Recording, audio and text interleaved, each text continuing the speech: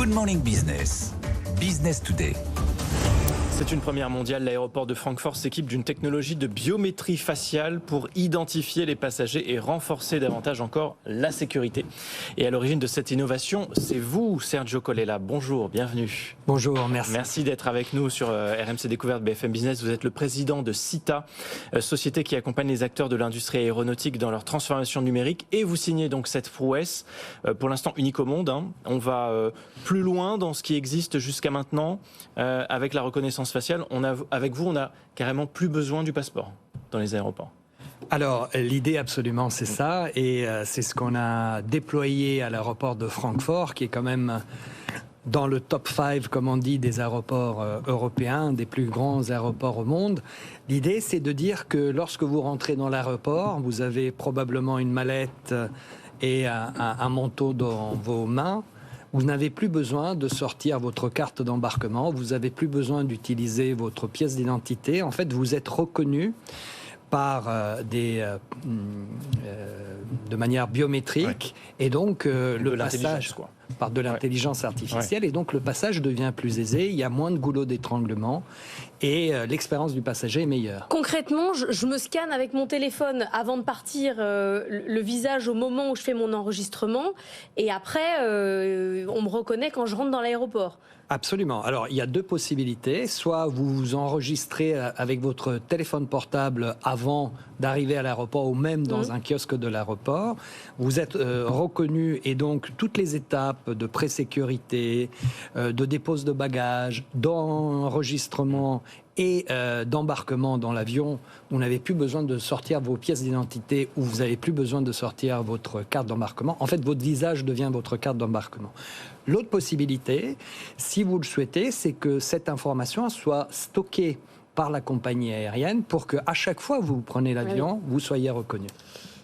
Sergio Colella, on comprend que il y a cet enjeu du gain de temps qui est très important aujourd'hui. On n'a plus envie de perdre de temps, même dans les paiements. On n'a plus envie de sortir son portefeuille. On paye directement avec sa montre ou son téléphone.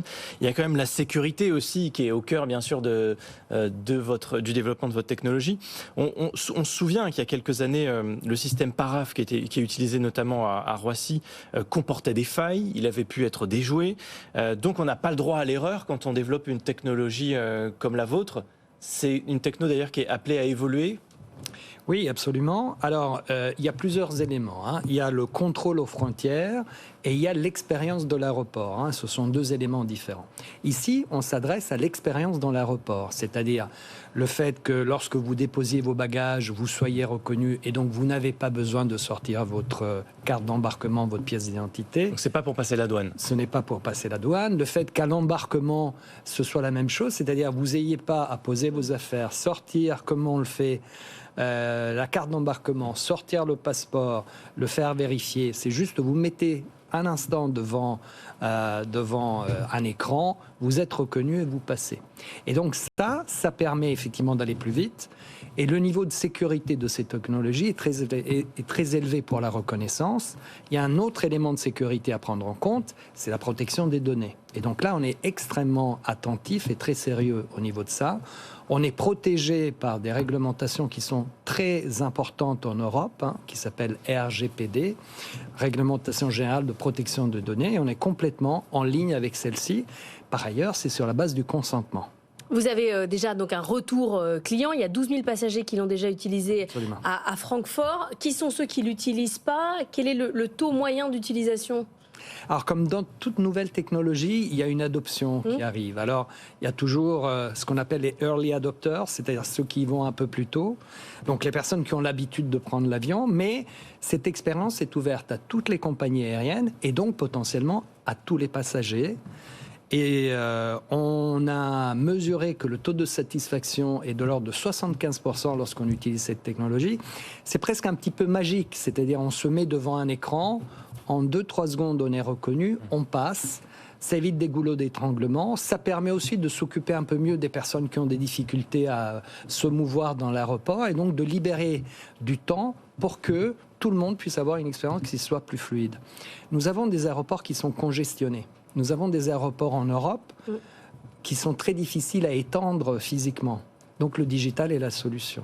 le numérique. Ouais. Bon, chez Sita, vous accompagnez au-delà de cette technologie les acteurs de l'industrie aéronautique dans leur transformation numérique. Il y a quelque chose qui préoccupe beaucoup les acteurs de cette industrie depuis quelques semaines, c'est les alertes à la bombe. Est-ce que qui font, nous disait Thomas Jean, il y a la semaine dernière sur BFM Business, perdent des millions aussi bien aux aéroports. 70 en une semaine. Voilà, 70 alertes à la bombe. Aussi bien perdre des millions aux aéroports qu'aux compagnies aériennes. Est-ce que vous réfléchissez aussi en ce moment à des solutions pour peut-être limiter ce type de risque ? Alors c'est un très bon point. Vous savez, l'industrie aérienne a comme mantra la sécurité.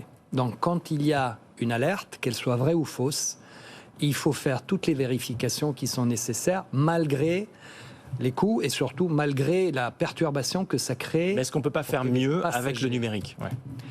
Alors, on peut avoir une vision peut-être un peu plus rapide d'une situation. On peut faire de la vision numérique dans les aéroports, de la vision numérique pour aider à arriver à un diagnostic. Mais le niveau de sécurité doit rester élevé. J'espère que cette situation est un pic qui ne va pas se reproduire dans le temps. Avant de se quitter, les pertes de bagages, c'est terminé. C'est un vieux cauchemar. Vous avez une excellente mémoire. Alors, c'est beaucoup mieux qu'en 2022. On est revenu à des niveaux de l'avant-crise.